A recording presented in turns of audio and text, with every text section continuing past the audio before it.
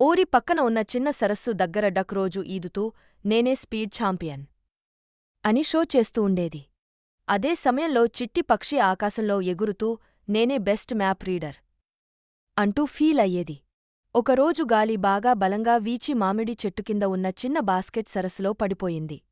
ఆ బాస్కెట్లో పప్పు సేకరించిన గింజలు ఉన్నాయి. పప్పు ఏడుస్తూ నా గింజలు పోయాయి అని కంగారు పడింది. అప్పుడు మాయాఫిష్ వచ్చి బాస్కెట్ తాడు అక్కడే ఇరుక్కుంది. కాస్త లాగితే వచ్చేస్తుంది అని హింట్ ఇచ్చింది. డక్ వెంటనే నీటిలోకి దూకింది. నేను తీసేస్తా. కాని లోతు ఎక్కువగా ఉంది. బాస్కెట్ కనిపిస్తోంది కాని తాకలేకపోయింది. డక్ దిశగా ఈది వెళ్లి తాడును పట్టుకుంది. కాని తాడు చాలా బరువుగా ఉంది. అప్పుడే టిట్టు టర్టిల్ వచ్చి నేను నా షెల్ మీద తాడు పెట్టండి. మీరు లాగండి. నేను నిలబడి సపోర్ట్ ఇస్తాను అన్నాడు. పప్పు కర్ర తెచ్చింది. డక్ తాడును కర్రతో ఫిక్స్ చేసింది. టిట్టు సపోర్ట్ ఇచ్చాడు.